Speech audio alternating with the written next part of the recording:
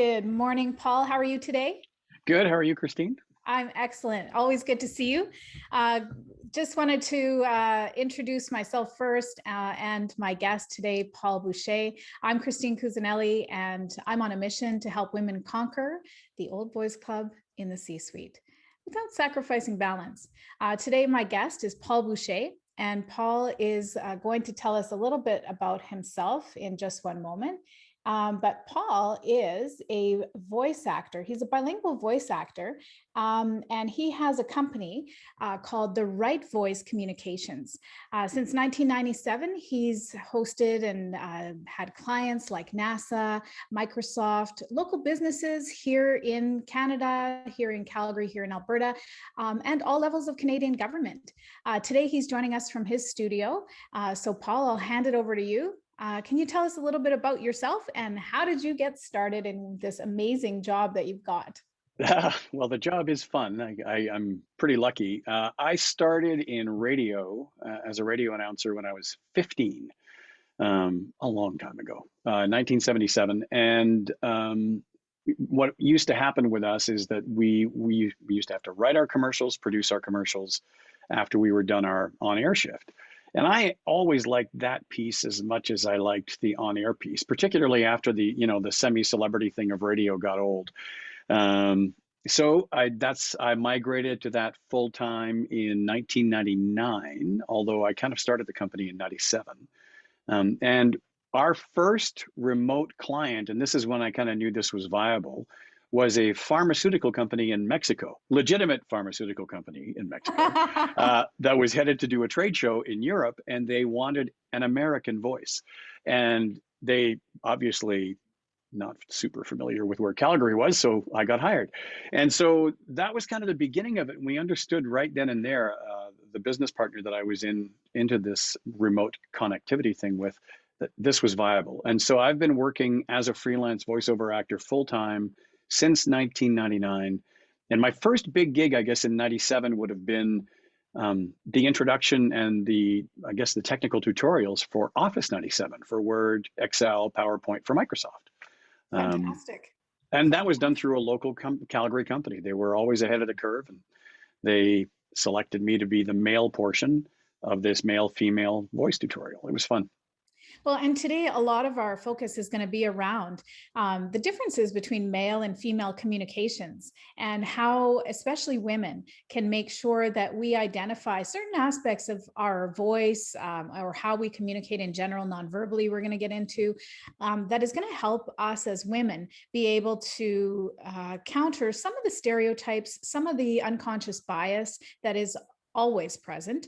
I have bias as a woman against other women, and Right. you as well. I mean, we all have our own lens that we're coming from. So today our discussion is going to be from that lens. And I think in my talking with you, Paul, I always really enjoy because you bring out the male perspective with not you're conscious of your unconscious bias, and that makes you such a great advocate for women. So thanks for that. My But pleasure. I'm really excited to get into some of the discussion here. So let's start off with, can you tell me a little bit about your thoughts on how men and women how they communicate, the differences between men and women, and what women specifically should be aware of vocally? So the differences between men and Sure. women and how women need to be aware of themselves vocally.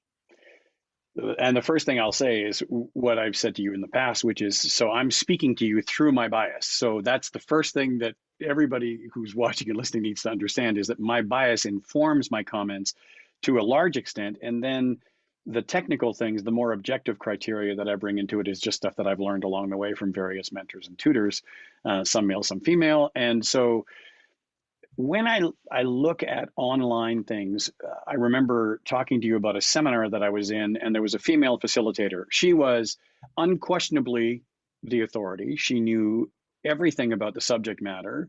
But what had happened was that when they had kind of set her up to speak, they hadn't ever guided her on microphone technique or speaking the way that she normally speaks.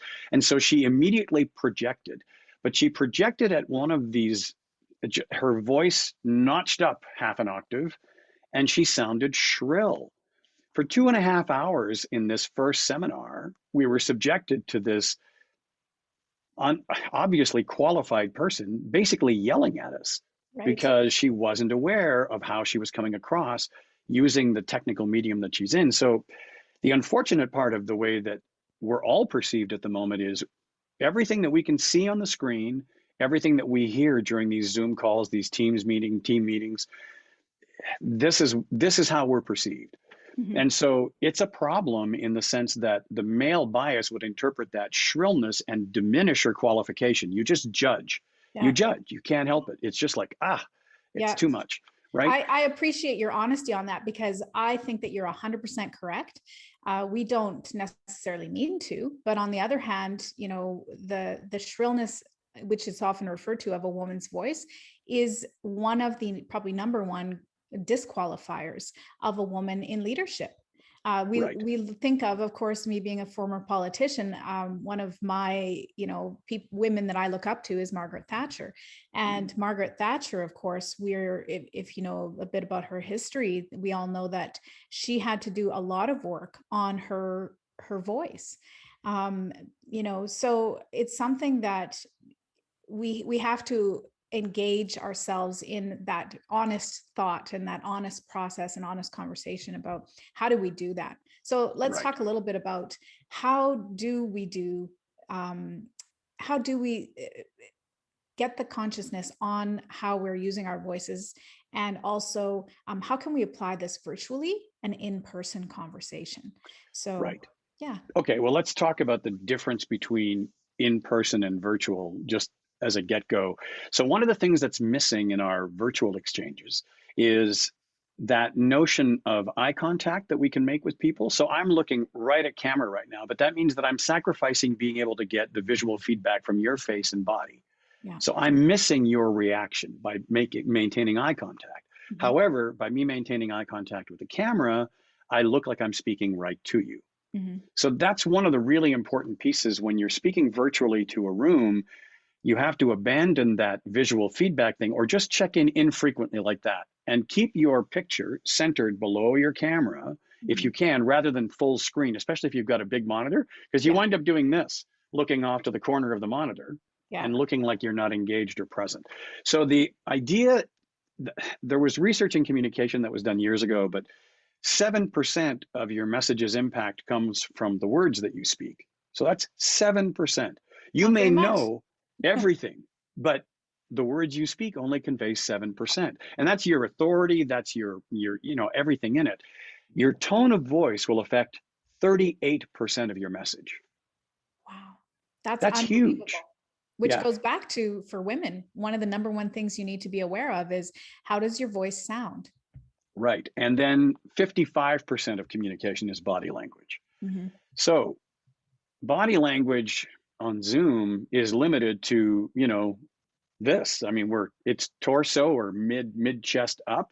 Unless you're a Liberal member of Parliament, then you can be completely naked, covering, the essential bits. Wear whatever you don't want to wear.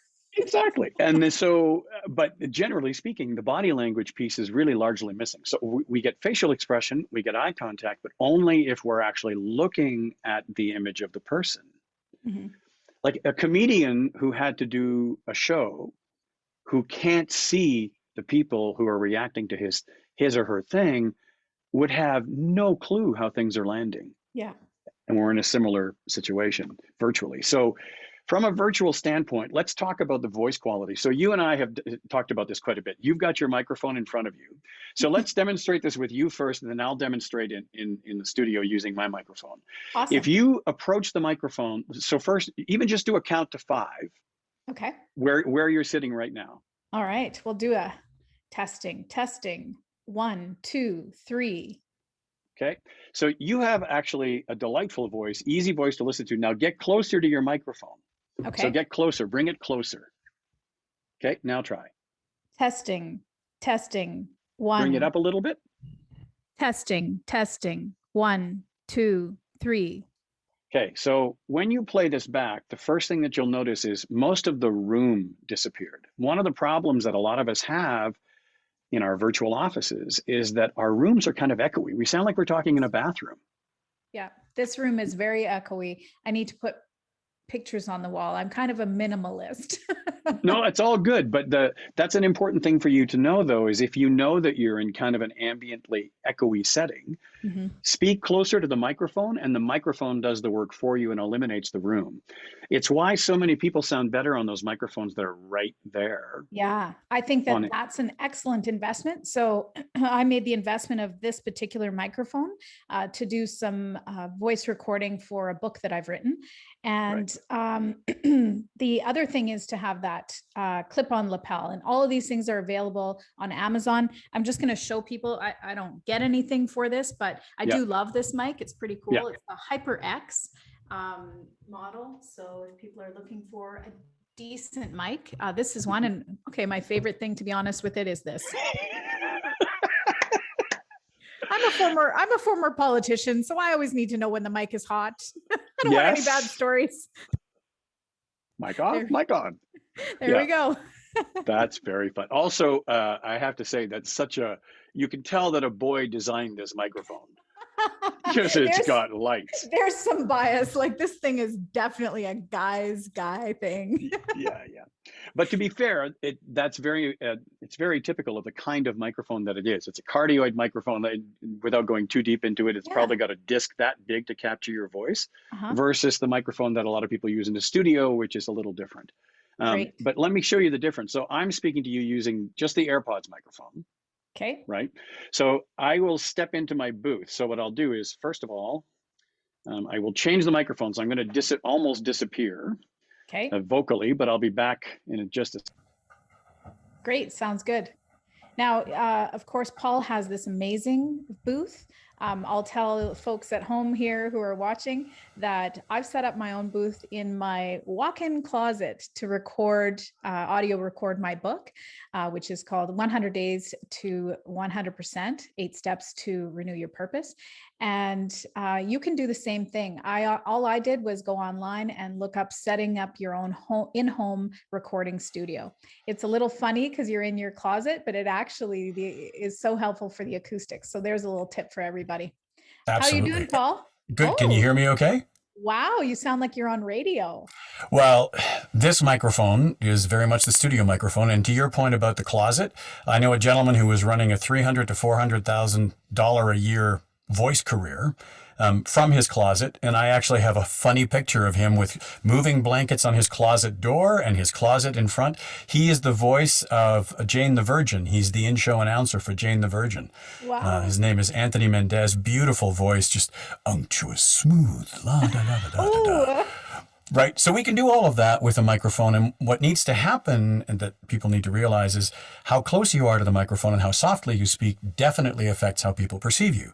So the conversation we can have about this with branding is, generally speaking, the more expensive the brand, the quieter the delivery.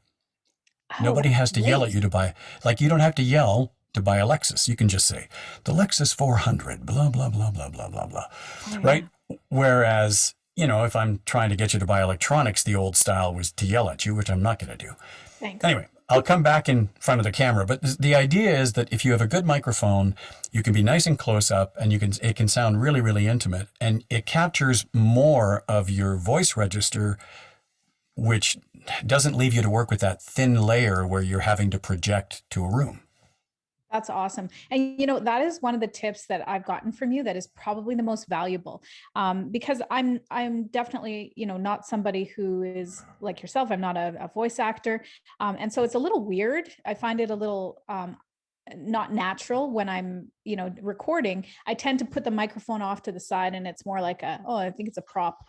But, since talking with you about these things, I've definitely seen and heard and witnessed the difference. So big time, that's really one of the top great techniques that you've offered to me.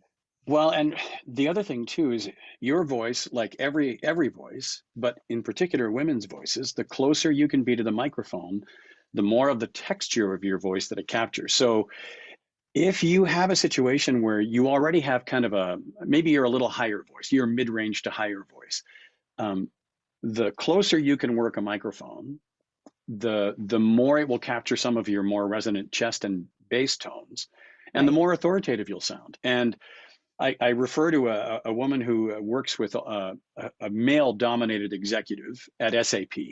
And she was saying to me that she has to make these presentations, and she feels that they're almost immediately judging her because she was using, I don't know what she was using before, but we fine-tuned not only her audio by getting her a good microphone, we also got her a different camera, because the camera can do you no favors too. I mean, they're harsh enough already, these things, right? It's like, hi, let me show you an HD with my bathrobe on, or your hair flying away or whatever else. Or nothing at all. Yeah, exactly. She had a white background. It was just really stark, and it was full of natural light. It probably was quite warm for her when she was in it, but it looked devoid of life completely when she was in it on camera.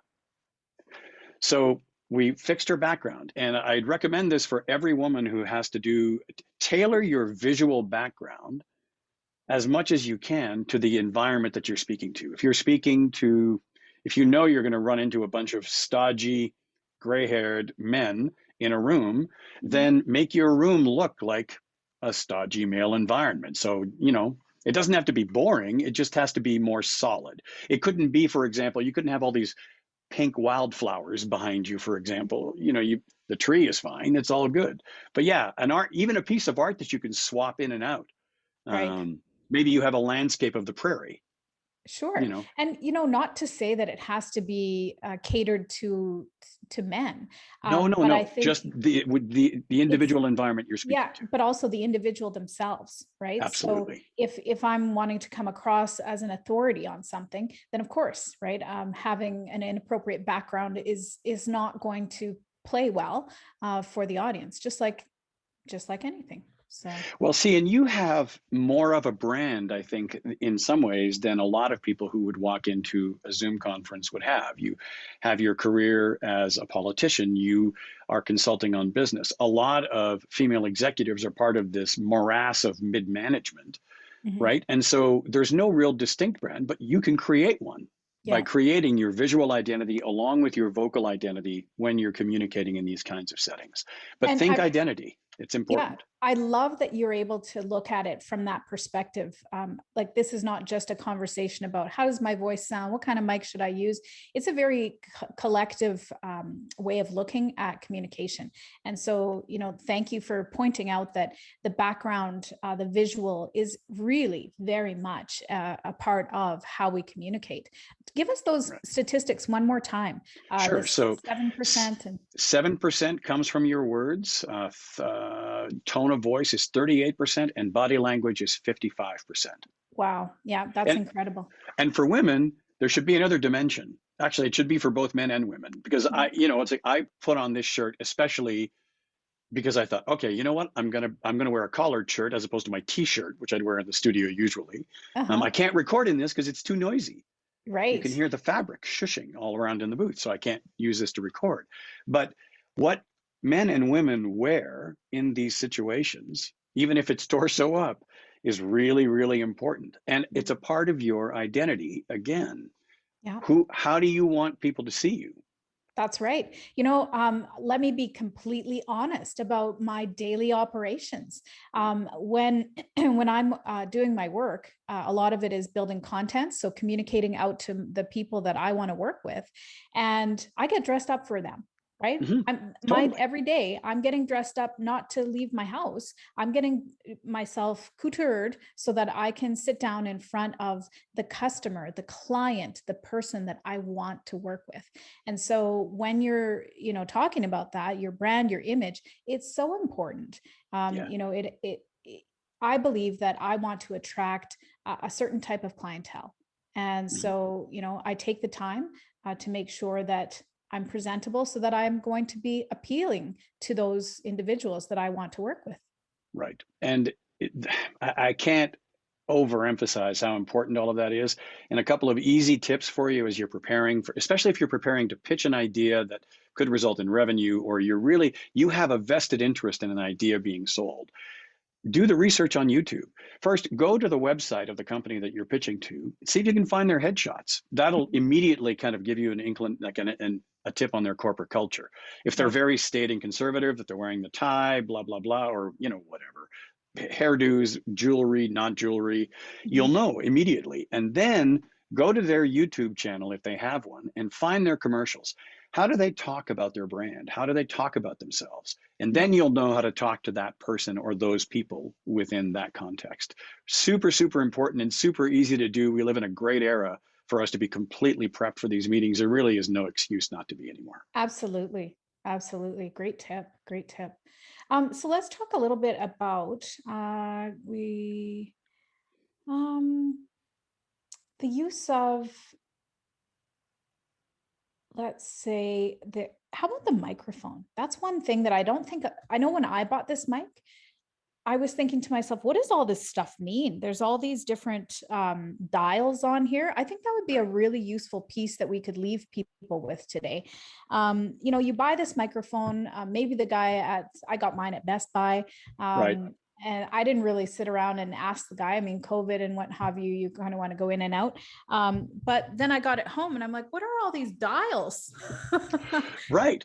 And so again, for you, I always recommend anybody who's going to be using this professionally to actually spend a bit of time with somebody, you know, like me, who's got a little bit of audio experience. Musicians are also great suspects for home studios. Oh, fantastic. Great idea. Yeah, they're all kitted out. So if you happen to know any musicians who have home studios, you can just, hey, what do these things mean? Yeah. Otherwise, almost every microphone manufacturer, and I'm almost convinced that HyperX does, will have tutorials on YouTube on what the different dials do. Yeah. Sit through the painful 10-minute session. I know, right? Oh my God. It's like, and it's, you know, inevitably, it seems anyway, you've got a 14-year-old who's, you know, telling you how to run your gear. But they know. And it's important. There's a local podcaster who pitches his skills. Basically, they're not presentation, but it's resiliency and that kind of thing. So when he initially spoke to me, I said, your sound is really thin. I said, and that's the opposite of the impression you want to convey for resilient. Yeah. So he shared his screen with me. And so that's how simple it is to do now. Find somebody you know who knows this stuff, share your screen with them, and they'll mess around with your settings until they can hear you sound really good. Yeah. And then you also, in most webcams, will come with a camera utility. So you and I messed around with, you know, do we go with this shot or a different shot? Yeah. And so mess around and get to know those things too, because sometimes maybe you don't want to have, you know, the door behind you or the desk behind you. Maybe you want a narrower shot. And so you can actually usually have a standard or a widescreen shot. Just that's the beginning of the camera settings. So find the people you know in your community. You'll be surprised at who knows this stuff, who's had to navigate it. But it's vitally important for women because, again, unfortunately, the double standard is that women are judged visually and in an audio fashion much more harshly than men. It just is the way that it is. And unfortunately, that most of the time the people doing the judging are men. But I find that women are even tougher on each other than the men are. So it's right. So especially on things like tone of voice and how they look. So one of the things that you and I have talked about is lighting. And I shared an article with you that you can share, or we can maybe share in the notes underneath the meeting. But the idea is that a theater stage director kind of gave me the tip, make sure you're kind of lit from one direction, and then you have a fill light from the other direction, and that anything overhead is the devil. It's the enemy. It's the, because it'll cast shadows, make you look tired. For me, it catches my nose and it looked like it's like a spotlight on my nose. Oh yeah, I know. And I have this big honking Gallic nose. So it's kind of like, hello, all the light, focus here. And then all the shadows. Guys can pull off accentuated features far better than women. But then again, if you know how to light yourself, you can have all the accentuated features that you want, right? So yeah, learn the lighting bit because it winds up being important. Like I know a lot of people who will poo-poo the whole notion of these little ring lights that have become very popular. Yeah. Partly because of the stigma associated with the fact that they're branded with influencers, all these people on Instagram. Yeah. And, you know, various Snapchat and various other forums, you know, they'll use these ring lights. Those ring lights are fantastic. I mean, I've got one just over here, little tiny guy sitting on a stand, And, if I can't get the daylight, if I have to record something either, later in the day where I can't find the sunlight to be in the house where I want it, then I just pull out the ring light. The only thing with the ring light, and here's probably a good tip, is that if you wear glasses, you have to be careful that the ring light isn't showing up in the glasses. It's very distracting. It is very distracting. If you're in a meeting or if you're, watching somebody and you see the two rings, it's not. Well, see, the thing is, and today the lighting in your room makes you super warm. Like it's nice. It's light and easy on your skin tone. That's another thing to be aware of, though, because bright daylight is too white. Yeah. It For some, unnatural. like I'm quite fair, so it really just makes me look probably extremely pale, and not a lot of brightness, right? No. So that's it's important. Well, and your camera settings also do stuff like this. So I can show you this right now. So this is the auto white balance on this thing, which I feel makes me look a little blue. I turn it off, it's worse. Yeah. Right. So then I have the choice of color intensity, which is terrible. Wow. Yeah, it's awful. But you have all of these adjustments, and then brightness again, whatever you'd like. So most of these things will come set at 50%. Then I resume the auto white balance. And then the other important feature on webcams is autofocus. Yes. Because as you move dynamically, the camera will adjust and follow you. If you don't have that on, you'll go in and out of focus. Right. And so many people right now are using their iPhones. Yes. If it's amazing the technology, how much it's improved, especially like an iPhone 11 is unbelievable. But on the other hand, it is suggested, at least I've seen it suggested, to invest in, a nice camera. I've got one, and unfortunately the one that I have, it focuses on everything instead of the faded background, which right now is so, that's very trendy right now to have the background faded. So yeah. Yes, the bokeh effect. They like that effect, but the problem with the bokeh effect, particularly for women, and this is another visual tip, if you use a virtual background in Zoom, the first thing that happens is people can see every flyaway hair strand. Yeah. Right? And you'll be judged. It's a judgment thing. People will say she looks unkempt. She looks like she didn't do her hair. Like, is this bedhead just kind of tied into a loose bun? Yeah. Like, you know what? I only know this terminology. I love how honest you are. I really do, because this is really helpful information, right? And that it's coming from a male point of view. I make judgments, we all do, on men as well, that are similar. Yeah. So I love that. It's kind of like, are those eyebrows going around the corner before you are, sir? You're funny. But I love how honest you are, because one thing about me is that I really attempt to purvey, what are the workarounds based on being honest with ourselves and honest with where we are as a society in terms of the unconscious gender bias that we all have. My feeling is that it's not because of men, that women are perceived a certain way. It's because of all of society. And if we collectively have a better understanding of our own unconscious bias, then we're more open to wanting to accept, okay, yeah, could this be, and question ourselves. Once we start getting people to question themselves, that's how we make change. That's how we affect change in the world. Absolutely. One of the best ways to dispel a lot of the discomfort that may be happening around, let's say you've got multiple participants in a meeting, is humor, obviously. Yes. So if you happen to know the person, you have to be careful with this, because it can backfire. But the idea is this a dry shampoo day for you? Is that what's happening with the hair? Like those kinds of things. Hey, what are you talking about? No, yeah, exactly. I only know this because I have a dancer daughter, and my wife also has to get ready for these virtual meetings, and she deals with lawyers. Yeah. And so she's working from her home office, and she's got her painting strategically arrayed behind her. And it's the only part of her office that's clean is that narrow camera. You're outing your wife. What? But this is actually, she cleaned her whole office this weekend. Because she actually really liked the way that her office looked on camera. She said, I'd like my rest of my office to look like this. So yeah, these are things that, they're important in the visual package. And I think none of us are used to, especially once we're, I think beyond a certain generation, we're just not used to thinking of our visual package. Yeah. Certainly men aren't, because it's never the man's fault. It's, it's No, the of shirt's course not. fault. It's the car's fault. It's whatever, and men get away with doing that, no problem. But again, the double standard is that women don't. And so Absolutely. it's best to be conscious of it, address it. You don't have to play to it. You don't have to kowtow to it, but be aware of it. And depending on the situation, address it. Awesome. Wow. You know what? I always appreciate our conversations. Literally, our interview today could go on, like I said before. Well, we'll have a very casual coffee chat like we usually do. So the interview will be a couple of hours. And always, you would just have such a fantastic perspective about how, men and women interact. And, the voice thing is huge because you're an expert in that domain. But we've gotten so much valuable information today. So I thank you very, very much for sharing your wisdom, sharing your expertise with us.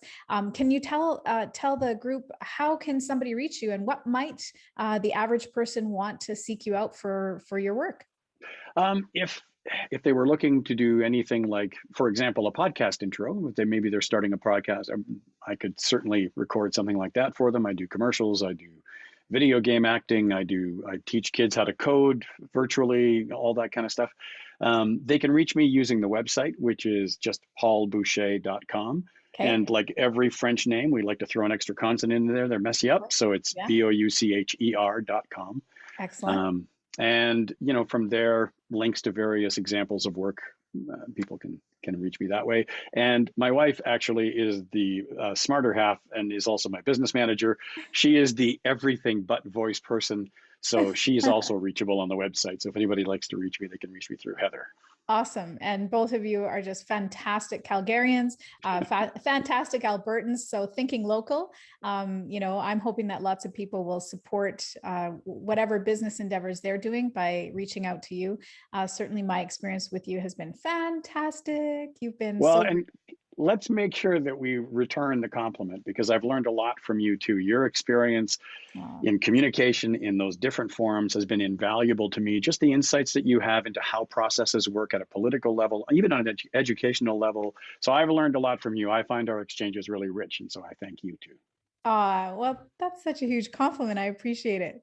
So, all right. Well, I look forward to our next chat, and perhaps we'll get another video out. Maybe we'll do like a thing on directional, omnidirectional or unidirectional or wandering off axis, or who knows with these microphones, because I think people would love that as well. So stay tuned, everybody. Probably bring Paul back, because he is, as you can tell, a wealth of knowledge when it comes to communication, and also he really gets it, what the difference is when it comes to women and how they're perceived. And he's out there for us, helping us make our way to conquer the old boys club.